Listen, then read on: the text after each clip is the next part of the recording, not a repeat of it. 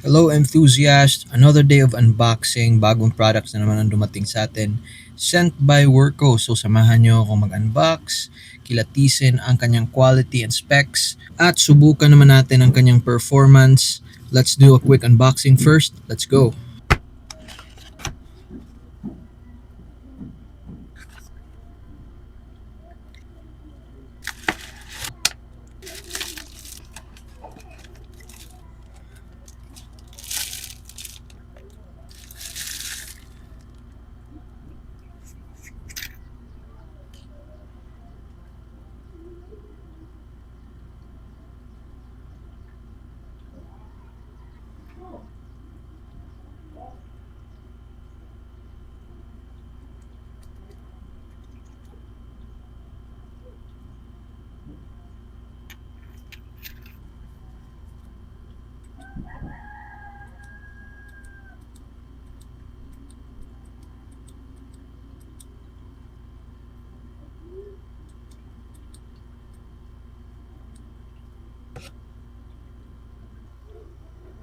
Tara, punta naman tayo sa labas at subukan natin ang lakas ng WK20S. Workos WK20S, long range test, Buhisan Dam, 180 meters from the viewing deck. Let's go. Let's start with low.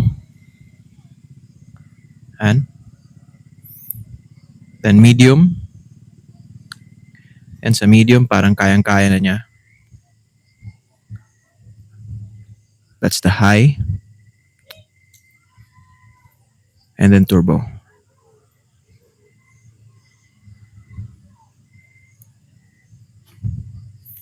Kayang-kaya niya sa turbo. 180 meters, easy.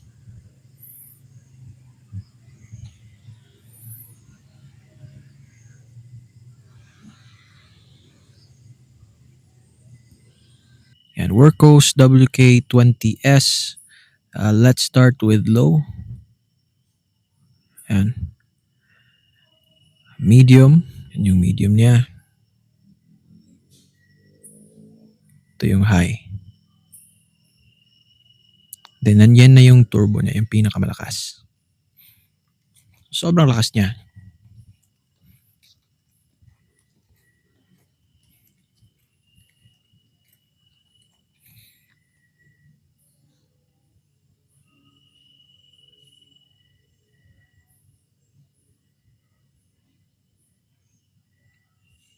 The tint is nice at 5,000K. Okay naman.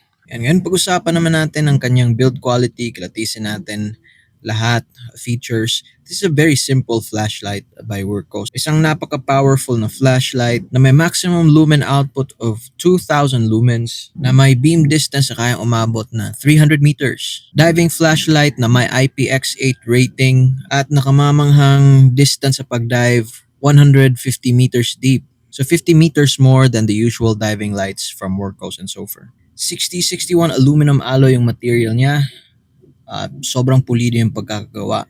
Hardened glass with AR coating, smooth reflector, hard anodized finish. Napakaganda ng finish niya. So super simple lang ang kanyang layout at ang kanyang paggamit kasi everything is being controlled by this button. Yes. It's a magnetic switch. Walang fancy gestures, just a pure plain simple operation. To turn it on, click mo lang isang beses. Yan. To cycle between low, medium, high. Yan, click mo lang siya, low, medium, high. Sobrang daling gamitin at pagpapatayin mo naman siya, press and hold. Yun. Ito nga pala yung runtime niya at ito na rin yung kanyang lumen output from low, medium, high, and turbo. So sa low, 60 lumens, medium is 150 lumens, high is at 1000 lumens, turbo is 2000 lumens.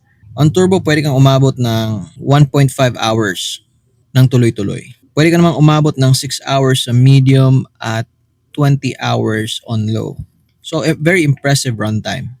At yung battery naman niya is an 18650 3000 milliamp hour na battery.